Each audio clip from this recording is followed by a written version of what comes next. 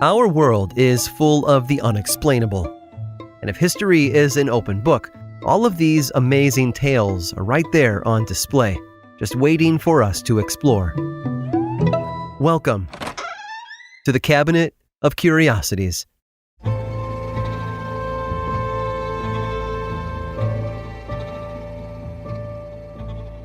Siblings don't always get along.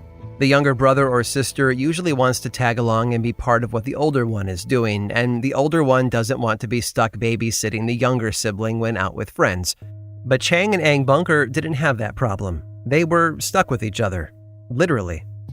Born in Siam in 1811, Chang and Ang were raised in a small village by their widowed mother. Despite being joined at the sternum, they played and went about their lives like average children. Then in 1824, a British merchant named Robert Hunter came to the village. He'd spotted Chang and Ang swimming in the Menem River, originally mistaking them for some kind of, in his words, strange animal. He'd never seen two people physically connected to one another in such a way. He guessed many others hadn't either, and they'd probably pay money to do so. It took years of convincing, but in 1829, Hunter and his friend Abel Coffin were eventually able to put them on a boat bound for the U.S. Rumors had circulated that their mother had sold the twins into slavery. However, they had actually entered into a 5-year contract with Hunter and Coffin as entertainers. They traveled to Boston for their unveiling to the world before setting off for England and Ireland, then finally a return to the U.S.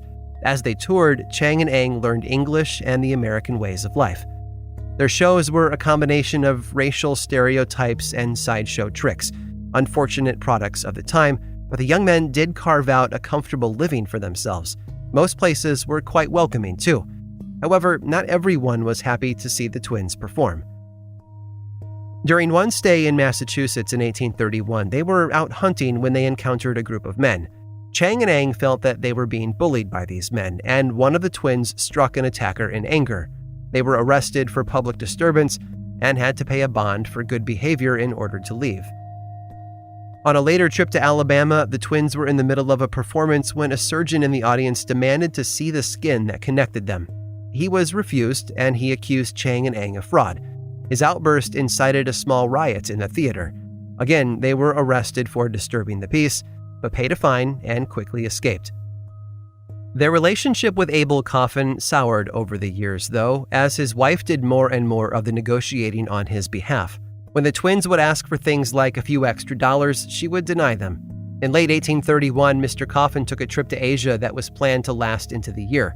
During that time, the twins had grown tired of his wife's greed and control, and they rebelled. They traveled to New York, where they experienced true freedom. They drank alcohol and gambled.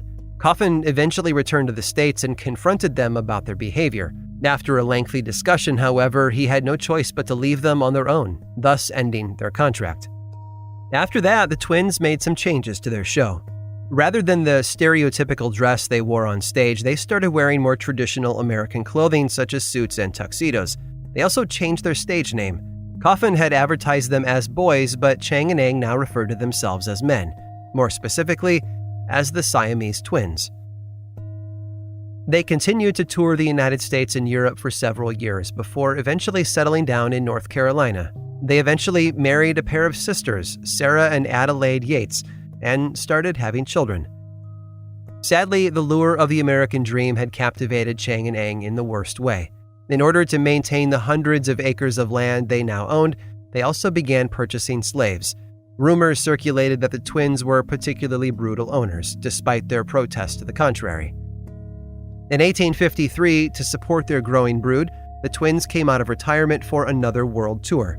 7 years later, they signed a contract with P.T. Barnum to put on a show in his American Museum in New York City. The years passed by, and the twins continued to travel around the United States.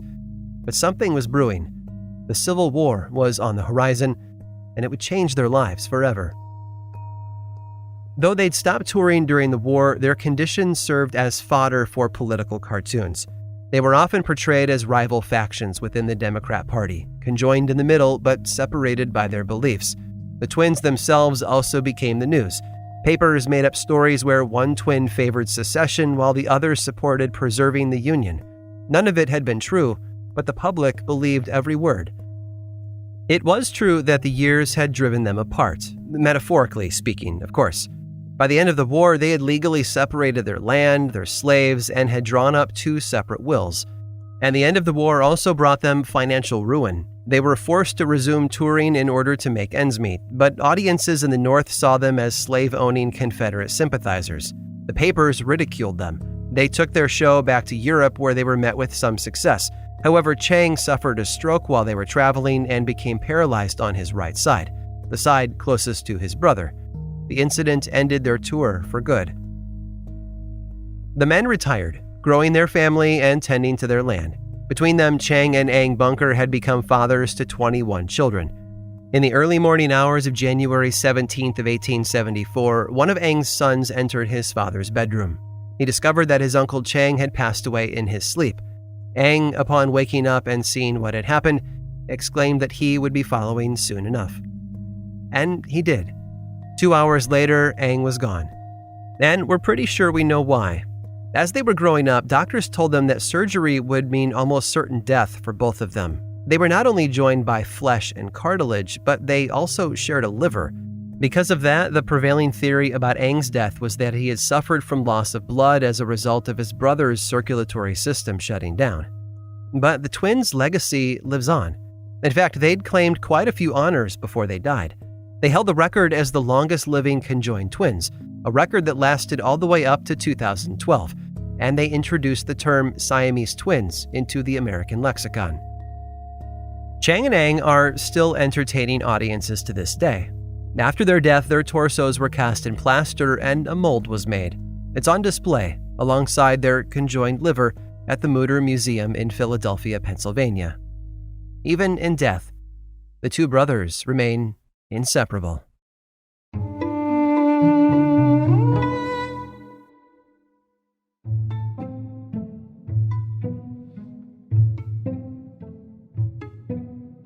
Here be dragons, a phrase once thought to have been inscribed on ancient European maps, back when unexplored territories may as well have been filled with any number of mythological beasts.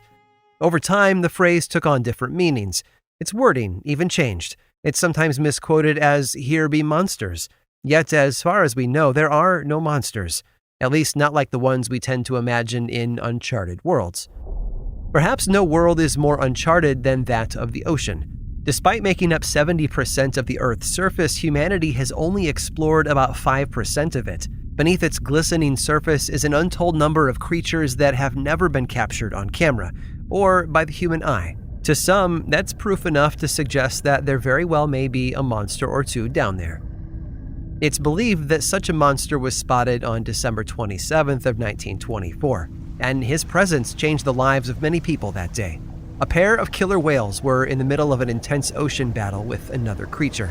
Brief glimpses of black and white were mixed up with something else. According to eyewitness reports, the creature they were fighting was enormous and covered in white fur. It had a tail with a claw like a lobster's at the end of it, as well as a long trunk.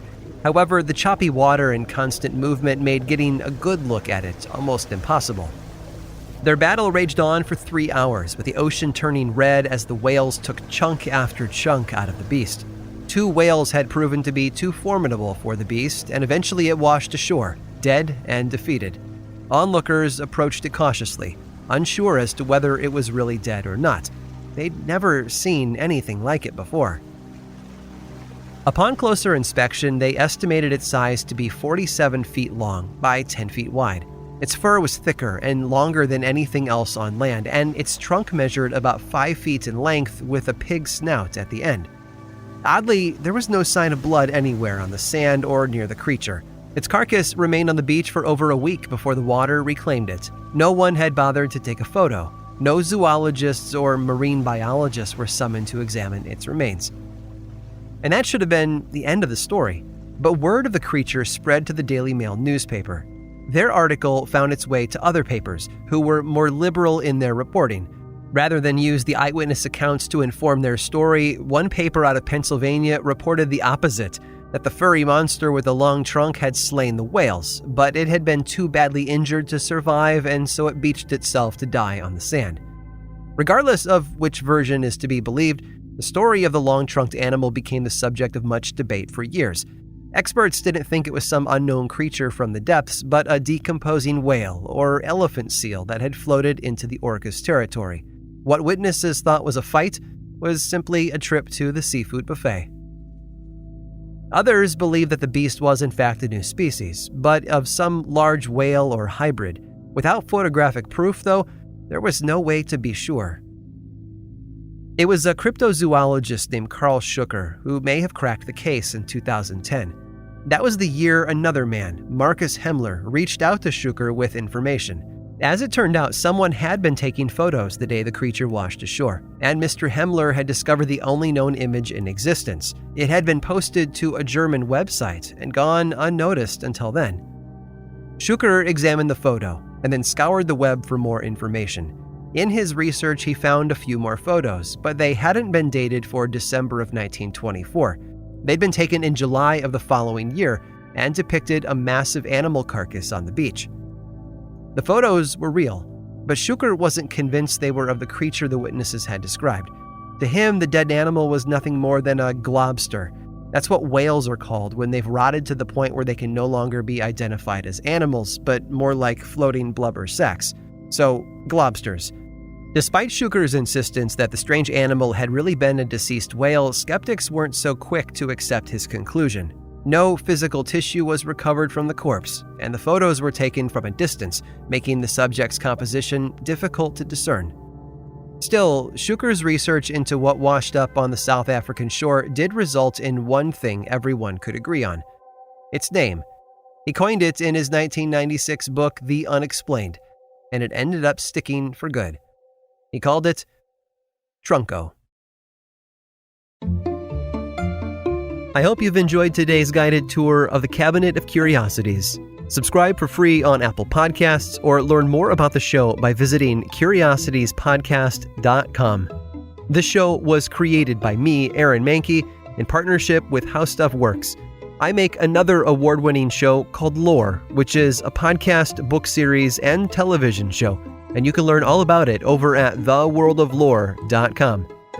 And until next time, stay curious.